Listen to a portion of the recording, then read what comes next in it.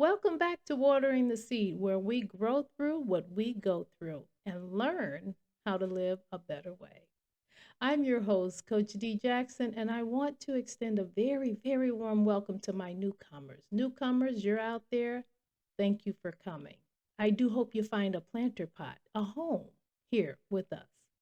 To my seeds who have sprouted, who listen, who share, and supports watering the seed, all I can say is wow. Wow, thank you.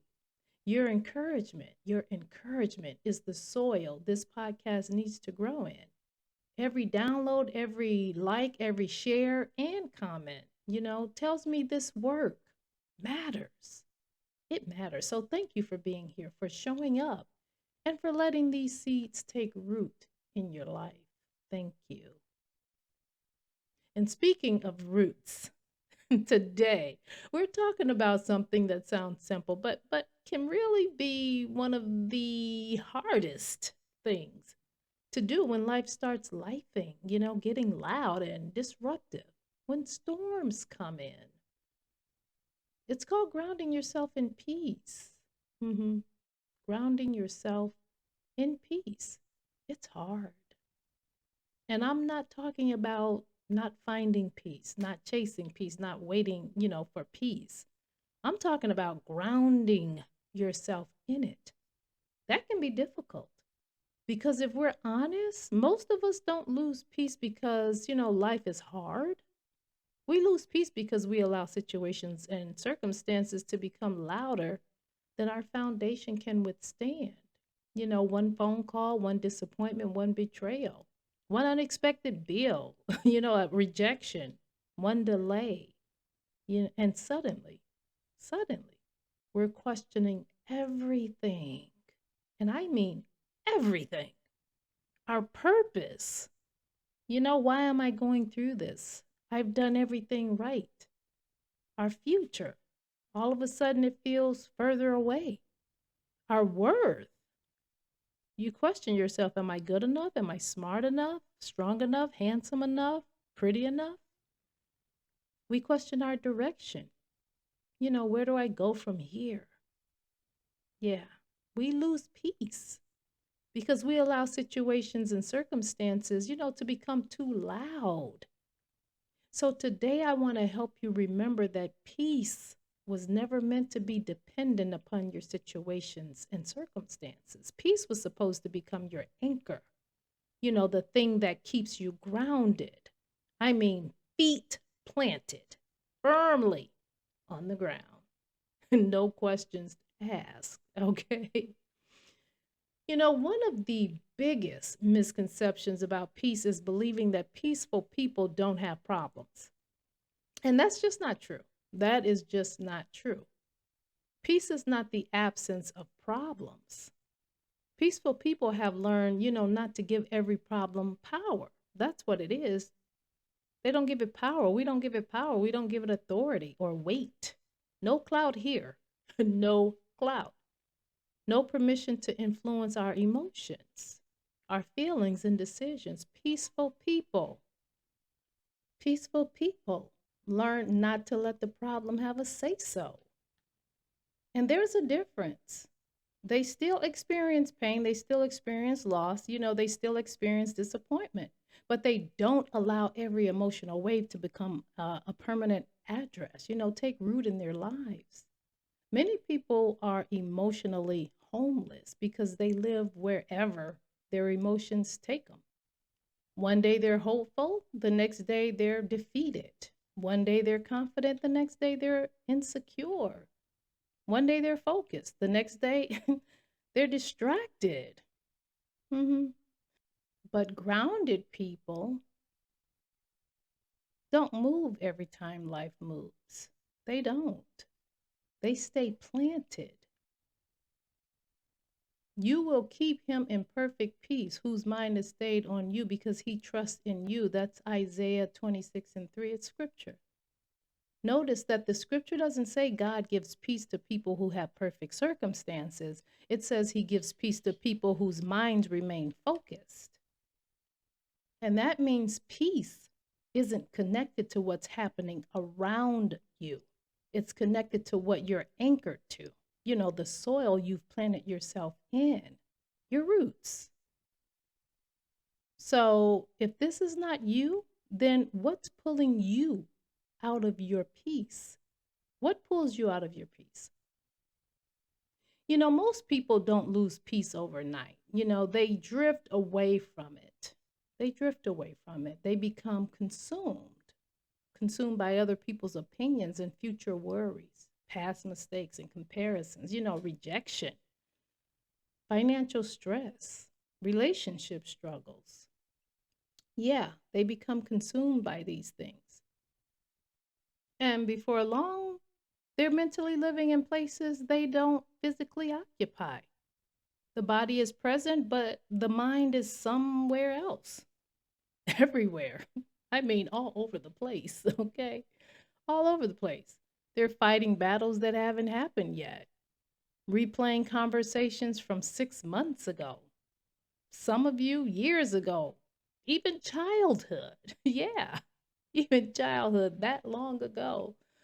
For some of us, we're carrying burdens we were never assigned to. They're not ours to carry. They're not yours to carry. And the result, well, the result is exhaustion. It's anxiety, it's frustration, just total emotional burnout.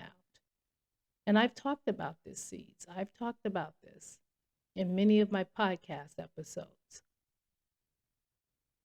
Think about a tree. Think about a tree.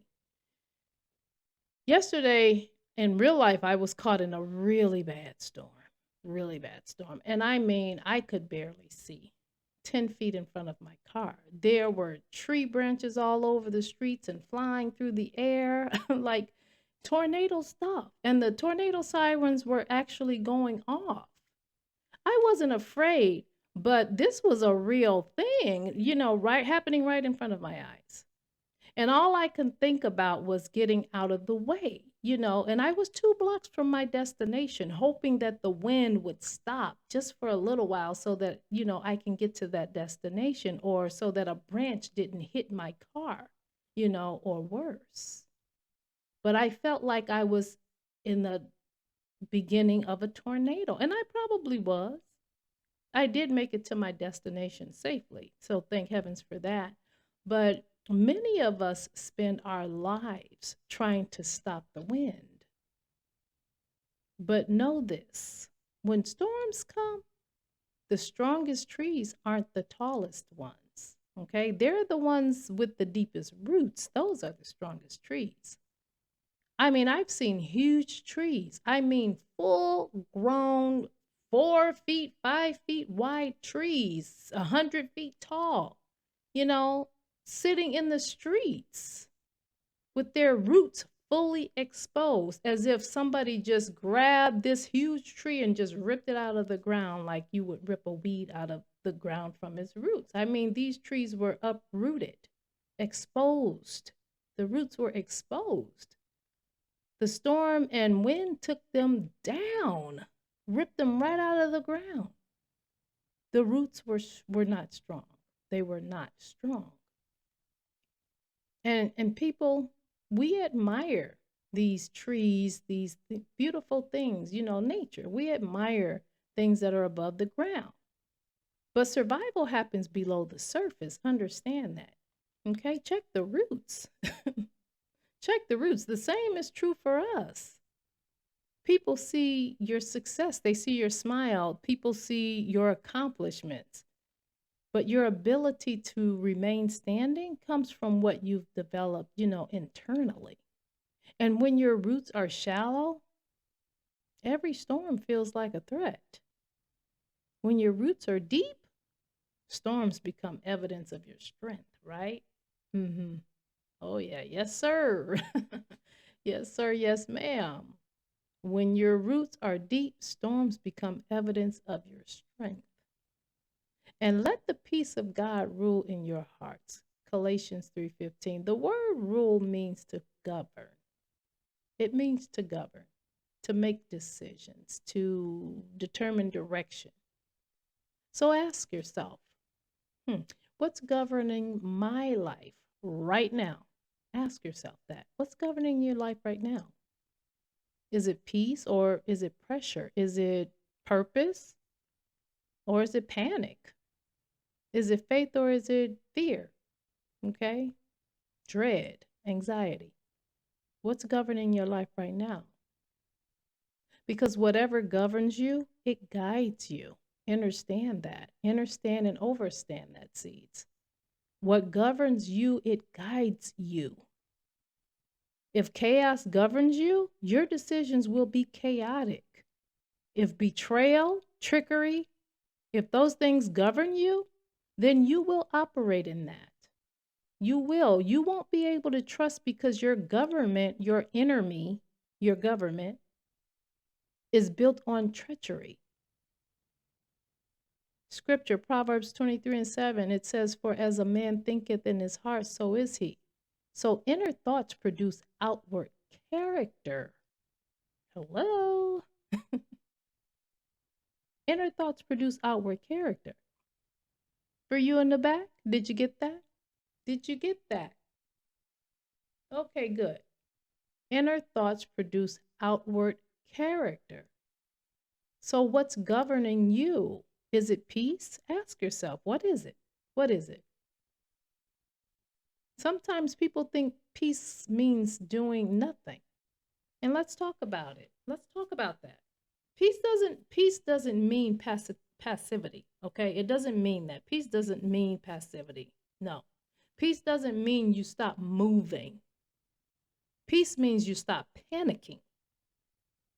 You can still take action. You can still pursue your goals. You can still have difficult conversations. You can still build businesses and make changes. You can do all those things, but you're doing it from a place of stability instead of desperation when you have peace. Okay? When you have peace, you're doing it from a place of stability instead of desperation. Because hear me, desperation creates bad decisions. All right? When your life doesn't seem to be moving like you want it, not accomplishing the things that you thought you would have accomplished at this phase or at this season in your life, you know, you become desperate. And bad decisions begin to make sense to you. But peace, when you have peace, now that creates wise decisions, right? That's why some opportunities aren't meant to be chased. They're meant to be evaluated. Some relationships, they aren't meant to be rescued. They're meant to be released. Some doors aren't meant to be forced. They're meant to be trusted. See, many people are looking for peace after they get the promotion, after they lose weight, after they make more money, after they get married, after they get recognition or buy a house. But peace isn't destination. It isn't a destination. Peace is not that. Peace is a practice, one that needs to be done regularly. And many of us give more practice, more attention to anxiety, dread, and worry. But what if you took that attention? Yeah, what if you took that attention, that practice, and allocated it towards peace, a peaceful state of mind, a peaceful state of existence? What would that look like for you? If you don't learn peace now, seeds, you won't automatically have it then when you need it. Because whatever disturbs you today will disturb you tomorrow. Same stuff, different day. Same state of mind, state of being, just a different day, dressed up in a different outfit tomorrow. That's it. Same stuff. Scripture again, and the peace of God which surpasses all understanding will guard your hearts and minds through Yeshua, through Christ. Philippians 4:7. And I love this scripture because it says peace doesn't always make sense. Sometimes peace arrives before answers, before explanations, before outcomes. Yeah, before resolutions. And that's where faith begins, your faith. Yep. So I want to give you something to strengthen your roots this week. Okay, 5 steps, 5 ways to ground yourself in peace. Pen and paper in hand, get ready to write. Pause the recording if you have to. All right? 5 ways to ground yourself in peace. Step 1, pause before reacting. Not every situation sees deserves an immediate response, okay? It doesn't. And many of you've probably heard that before because that's a big deal. Not every situation deserves an immediate response. Pause. Think about what's happening around you. Think about what's being said. Absorb it, comprehend it, digest it. Give yourself room to breathe and then respond. Step 2, return to what you know. You know, when life feels uncertain, return to proven truths, things that are true, okay, that actually work. Ask yourself, what has God already shown me? Remember his promise, okay? What have you already survived? Because we all go through things. We all have traumas. And if you're still here and you're listening to this, you've survived some traumas. You have. You may be going through some right now, but you've already survived some. And how did you get through those? Remember that.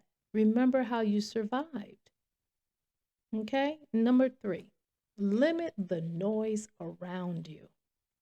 Limit the noise. Not every opinion deserves access to your spirit, to your inner me. It doesn't deserve that. Protect your peace. Protect your peace. Even if you have to separate from people, do it so that you can become grounded. Limit the noise. Protect your peace so that you can think clearly without anyone else's opinions or perspectives, because sometimes perspectives are good, but then they have their place. Okay, they have their place. So limit the noise. Step 4, focus on the next step. Okay, focus on the next step. You don't need the entire staircase, right? Just the next faithful step. So focus on the next step. What is my next step? Okay, this has happened to me. What's the next step? What do I do? Focus on that. Give it some thought. Limit the noise. Remember step 3, limit the noise. Limit the opinions. Limit the perspectives. Ground yourself in peace and focus on what's next. What do I do next? Okay? Step 5, gratitude. I can't stress that enough. Gratitude. Thanksgiving. Gratitude reminds us that the Most High, the Divine, has been faithful before in our lives. Okay? And he remains faithful now. So give thanks. Be grateful. Okay? Let me ask you something. Or better yet, well, I want you to reflect on these questions for this week. Let's do some reflection. Reflect on these questions this week. I have, let's see, 4 questions, okay? Question 1, where have you been allowing pressure to replace your peace? Write that down. Reflect on that. What situation keeps pulling you out of alignment? Because it is. What is it? Write it down. What are you carrying that doesn't belong to you? We all carry somebody else's stuff, but we shouldn't. What are you carrying that doesn't belong to you? And what would happen if you trusted yourself enough to stop fighting every single battle? What would happen if you trusted yourself to do that, to do it for you? Can you trust yourself to stop fighting every little battle? Can you? Because I'll tell you something. Peace isn't weakness at all. Peace is power. Peace is power. And it's power because it's strength under control. When you have control over you enough to give yourself peace in these situations and circumstances and these storms and this loud noise going on around you, that is powerful. It's not weakness. Peace is never weakness. Your silence is not weakness, it is power. Okay? Exercise your power. And let me just say this, grounding yourself in peace isn't about escaping life. It's not that. It's about remaining rooted while life happens. The storms will come. They will. The questions will come. They will. The transitions will come. Okay? But when your roots run deep, and I mean deep, your circumstances loses the power to define you.